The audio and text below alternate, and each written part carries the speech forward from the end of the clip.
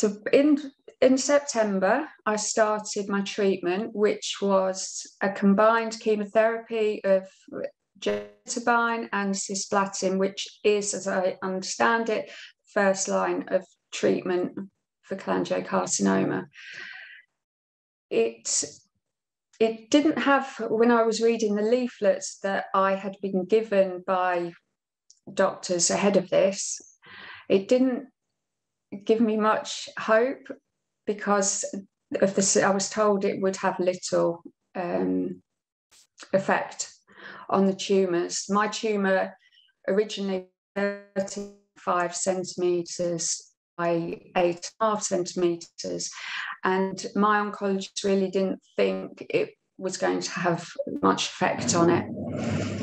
However, we carried on with it, and I was very lucky not to suffer from many of the side effects that were mentioned on the leaflet or discussed with me in sort of consultation with my oncologist. And I think the main one was probably tiredness, which got worse as sort of the cycle went on. But I was lucky and I did tolerate it well. So I started in September, had very little prompting before my first chemotherapy session, as I said, there wasn't much knowledge understood by sort of the doctors I spoke to before I started. And so feeling quite nervous, you read and hear of horrible things that chemo can be, very tough on you. But went ahead and, as I said, I tolerated it very well, luckily, and did have some good shrinkage on the main tumour. During this time, we did find that it spread, the cancer had spread to my lungs, which was a bit of a shock.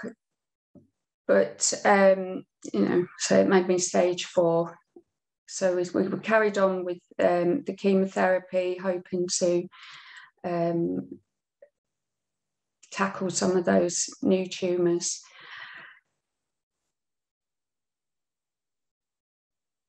The chemotherapy was intravenous chemotherapy, and I did one block. I completed one sort of block from the September to the January. Unfortunately, by December, I managed to test positive for COVID, so I had to have a bit of break in between treatments. But somehow, luckily, with a depressed immune system, I was able to cope with that pretty well. So cancer, chemo and COVID, I was fine. I was okay, just very tired. I do know there's quite a few side effects which I did get towards the end of my treatment, and that was more sort of nausea. I wasn't actually sick, but I did have some intestinal problems towards the end. I then had a 3-month break, and during the 3-month break from chemotherapy, I was made aware of a clinical trial of pemigatinib, which was a targeted therapy.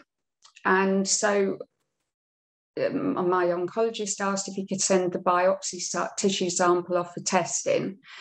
And it came back positive for the FGFR2 gene fusion, which meant I was now eligible for another line of treatment, the pemigatinib. And I had great success, or have had still great success with pemigatinib, because it targets just the cells that have this gene fusion.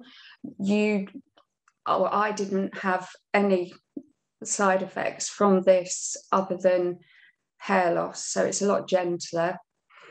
My main tumour now, after the chemotherapy and being on pemigatinib, is now half or more than half of the size it was originally. It's now just 6 centimetres. I've had some nodules in my lungs have disappeared completely, and every tumour has shrunk.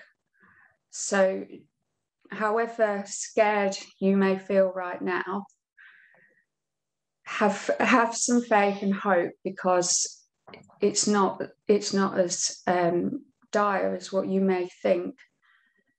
I'm very grateful that over a year after my diagnosis, I'm still here, and not only still here, but I'm feeling really well, and we'll keep on with the pemigatinib.